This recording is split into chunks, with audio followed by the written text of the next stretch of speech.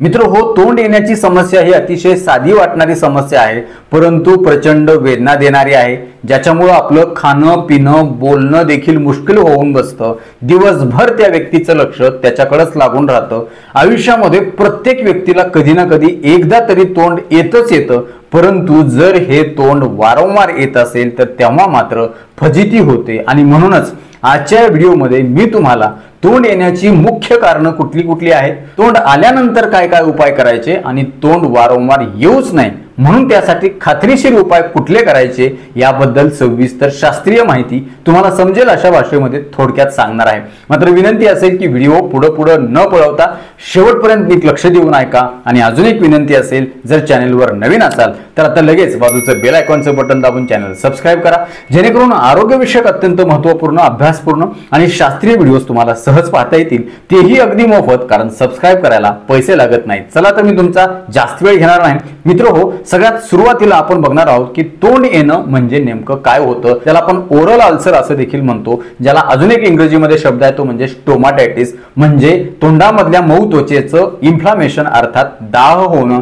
तोंडामध्ये असणारी जी मऊ त्वचा आहे, गालाच्या आतली त्वचा असेल, हिरड्या असतील, जिभेच्या खाली वर असेल, वर टाळूला तोंडामध्ये असेल, इथं छोट्या छोट्या जखमा तयार होतात, अल्सर्स होतात, फोड येतात, पुटकुळे येतात, पॅचेस येतात आणि हे पॅचेस पांढरट किंवा लालसर रंगाचे असतात, अतिशय वेदनादायी असतात, जीभ देखील लावू देत नाहीत, बोलू देखील देत नाहीत, अन्नाचा कण लागू देत नाहीत, अक्षरशः पाणी देखील पिऊ देत नाही। बऱ्याचदा हे चट्टे घशापर्यंत देखील जातात, तेव्हा गिळायला देखील त्रास होतो आणि मग सगळंच एकूण आपलं आरोग्य धोक्यात येतं।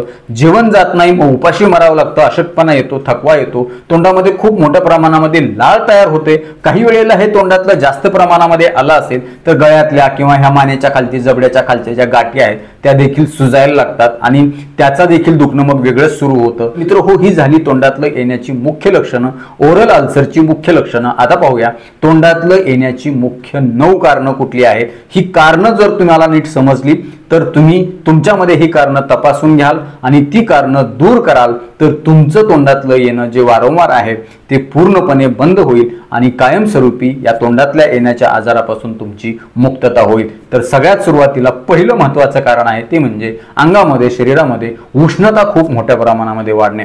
जे लोक खूप मोठ्या प्रमाणामध्ये तिखट, खारट आणि गोड पदार्थ खातात, बेकरीचे पदार्थ, फास्ट फूड, जंक फूड खातात, गरम गरम पदार्थ खातात, ज्यांच्या आहारामध्ये सोडायुक्त पदार्थ असतात, मैदायुक्त पदार्थ असतात, या लोकांना तोंड येण्याची समस्या जास्त वाढते, कारण हे सगळे पदार्थ अंगातली उष्णता वाढवतात आणि ही उष्णता जर त्यांच्या शरीरामध्ये वाढली तर त्याचं रूपांतर ह्या तोंडात वारंवार येण्यामध्ये होतं आणि त्यांना अशा प्रकारचा त्रास होतो। कारण आता सांगितलेल्या सगळ्या पदार्थामध्ये असे काही घटक असतात ज्याच्यामुळे तोंडाच्या मध्ये असणारी जी मऊ त्वचा आहे, जी अतिशय संवेदनशील असते, ती खराब होते, तिची झीज होते आणि तिथं अल्सर व्हायला लागतात, फोड यायला लागतात, चट्टे यायला लागतात, जे की अतिशय वेदनादायक असतात। दुसरं महत्त्वाचं कारण आहे ते म्हणजे सिगारेट, तंबाखू, बिडी, पान मसाला आणि सुपारी चघळणं।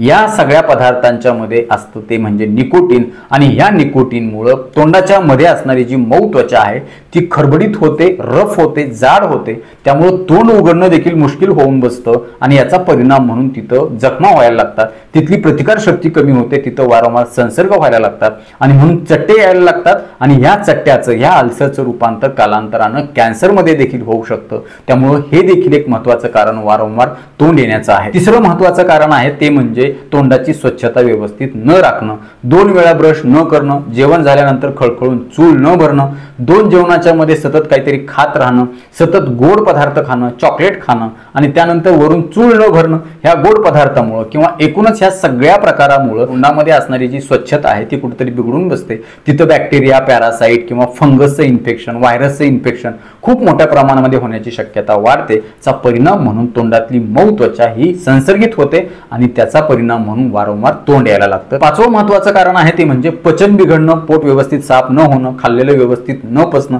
पोटामध्ये सतत गॅस होणं, पोट डंबारल्यासारखं वाटणं, पोट फुगणं, पोटामध्ये कळ मारून संडास येणं, ही सगळी पचनशक्ती बिघडल्याची लक्षणं आहेत आणि तोंड म्हणजे पचनशक्तीचा आरसा आहे। तोंड म्हणजे पचनशक्तीचं, पचन संस्थेचं प्रवेशद्वार आहे. म्हणून दरवेळी डॉक्टर जेव्हा पेशंटला तपासतात तेव्हा त्याची जीभ किंवा तोंड बघतात. यावरून डॉक्टरांना त्या पेशंटच्या पचनशक्तीचा अंदाज येतो, ती कशी आहे कशी नाही, बिघडली आहे का, त्याच्यामध्ये काही अडचण तर नाही ना. तर नक्कीच जेव्हा जेव्हा पचनशक्ती बिघडलेली असते, ज्या लोकांची पचनशक्ती वारंवार बिघडते, ज्यांचं पचन व्यवस्थित होत नाही, अजीर्ण झालंय, अपचन झालंय, इनडायजेशन झालंय, अशा लोकांना वारंवार तोंड येण्याची शक्यता जास्त वाढते. जो महत्वाचं कारण आहे ते म्हणजे रात्री जागरण करणं, निद्रानाश असणं, झोप रात्रीच्या वेळेला शांत समाधानकारक पुरेशी न होणं, यासोबतच मानसिक ताणतणाव असणं, सतत चिंता असणं, काळजी असणं, रागराग जास्त करणं, चिडचिड जास्त करणं, मनस्ताप जास्त करणं, कुठल्याही गोष्टीचा जास्त विचार करणं, मनस्थिती व्यवस्थित नसणं, चलबिचल असणं, समाधानी नसणं, ह्या सगळ्या गोष्टींच्यामुळं पचनशक्तीवर परिणाम होतो. एकूणच शरीरामध्ये असणाऱ्या हॉर्मोन्सवर, संप्रेरकांवरती परिणाम होतो आणि त्याचा परिणाम म्हणून तुमच्या तोंडातल्या येण्याची समस्या जास्त प्रमाणामध्ये वाढते. 6वं महत्वाचं कारण आहे की पूरक पोषक संतुलित आहार न घेणं. आहारामध्ये हिरव्या पालेभाज्या, फळभाज्या, फळांची कमतरता असणं.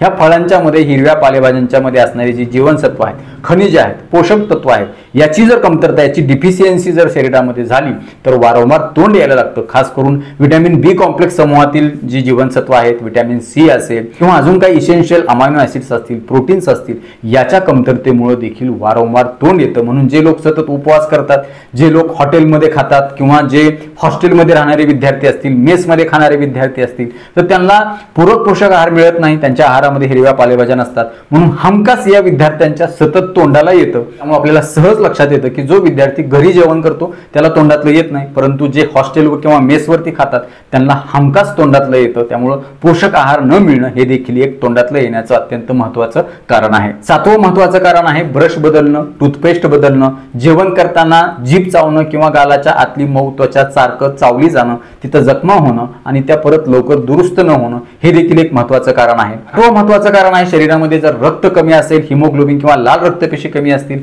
रक्तक्षय अर्थात ॲनिमिया नावाचा आजार झाला असेल तर हे देखील एक महत्वाचं कारण या तोंड येण्याचं आहे. आणि 9वं महत्वाचं कारण आहे ते म्हणजे कुठल्या तरी औषध गोळ्यांचे दुष्परिणाम म्हणून सुद्धा तोंड येऊ शकतं. तर मित्र हो, ही झाली वारंवार तोंड येण्याची मुख्य 9 कारणं. आता पाहूया आपण याच्यावरती उपाय काय करायचे. तर मित्र हो, हे उपाय असे आहेत ज्याच्यामुळे तुमच्या शरीरातील पित्तदोष कमी होईल. पित्तदोष कमी झाला तर उष्णता कमी होईल. तुमच्या तोंडामध्ये आलेला जो अल्सर आहे त्याच्या वेदना कमी होतील, त्याचा गरमपणा, त्याचा लालपणा, त्याच्यावरती सूज देखील चांगल्या प्रकारे खात्रीशीरपणे कमी होण्यासाठी मदत होणार आहे. आणि एवढंच नाही तर तुमचं तोंड वारंवार येण्यापासून देखील बचाव होणार आहे. या उपायामध्ये आपण खास करून 2 प्रकारचे उपाय बघणार आहोत. एक म्हणजे बाह्य उपाय आणि दुसरा म्हणजे पोटातून म्हणजे अंतर्गत उपाय. सगळ्यात सुरुवातीला पाहूया बाह्य उपाय कुठले कुठले करायचे. सगळ्यात पहिला आणि महत्वाचा उपाय आहे तो म्हणजे बोर किंवा पेरूची जी पानं असतात त्याचा काढा करा आणि त्या काढ्याने तुम्ही गुळण्या करा. त्यासाठी तुम्ही ग्लासभर पाण्यामध्ये 5-6 पेरूची किंवा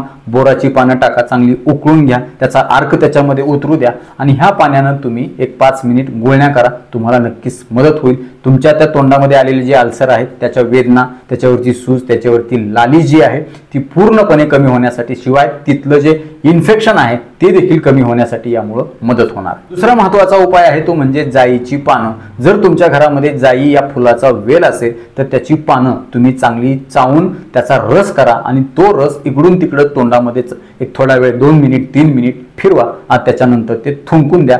तुम्हाला हे तोंडामध्ये आलेले जे अल्सर्स आहेत, फोड आहेत, चट्टे आहेत, ते मऊ पडण्यासाठी नैसर्गिकरित्या मदत होईल. तुमच्या वेदना कुठल्या कुठं पळून जातील. तुम्ही करून पहा. तिसरा महत्वाचा बाह्य उपाय आहे तो म्हणजे तुरटीचं पाणी. तुरटीच्या पाण्याने जर तुम्ही गुळण्या केल्या तर तुमच्या तोंडामध्ये आलेली जी फोड आहेत, चट्टे आहेत, अल्सर आहेत ते निर्जंतुक होतील. त्याच्यामधलं जे जंतूचा संसर्ग आहे, बॅक्टेरिया असेल, व्हायरस असेल किंवा फंगस असेल तर तो खूप चांगल्या प्रकारे कमी होऊन तुमच्या त्या जखमा, ते अल्सर लवकर भरून येण्यासाठी त्याचा चांगला फायदा होईल आणि तुम्हाला लवकर त्याच्यातून मुक्ती मिळेल.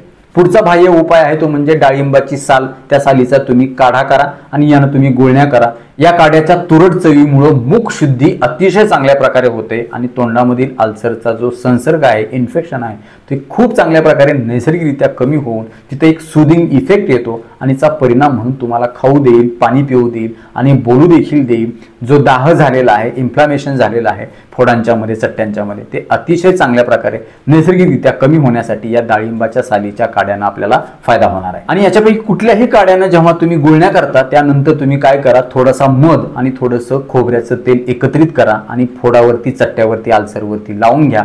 यामुळं तो अल्सर अजून चांगल्या प्रकारे मऊ होण्यासाठी आणि त्याची सूज कमी होऊन तिथल्या वेदना कमी होण्यासाठी मदत होणार आहे. यासोबतच या बाह्य उपायामध्ये तुम्ही बाबळीचा डिंक तोंडामध्ये चघळू शकता. या डिंकामुळं तोंडामध्ये आलेले जे अल्सर आहेत त्याच्यावरती एक थर जमा होईल, ज्याच्यामुळं तिथल्या वेदना आणि तिथली सूज कमी होऊन हा अल्सर लवकर भरून येण्यासाठी चांगला नैसर्गिक फायदा होईल. सगळ्यात महत्त्वाचं, तिथं होणारी जी चुरचुर आहे, आग आहे, ती देखील कमी होऊन तिथे एक नैसर्गिक थंडावा येईल. हे झाले सगळे बाह्य उपचार, परंतु पोटामधून औषध घेणं देखील तितकंच महत्त्वाचं असतं. हे बाह्य उपचार करत असताना तुम्ही पोटातून सुद्धा काही औषधी द्रव किंवा औषधी पदार्थ घेणं अत्यंत गरजेचं असतं. ते सुद्धा नैसर्गिक असावेत, जेणेकरून तुम्हाला परत परत तोंडातलं येणार नाही आणि आलं असेल तर ते लवकर बरं देखील होईल. तर त्यामध्ये सगळ्यात पहिला आणि महत्त्वाचा पदार्थ आहे ते म्हणजे तूप. सकाळी उठल्या उठल्या गाईच्या 1 चमचाभर तुपानं तुम्ही थोड्या वेळ गुळण्या करा. जेवढा वेळ शक्य होईल तेवढा वेळ ते तोंडामध्ये धरून ठेवा आणि त्याच्यानंतर गिळून टाका.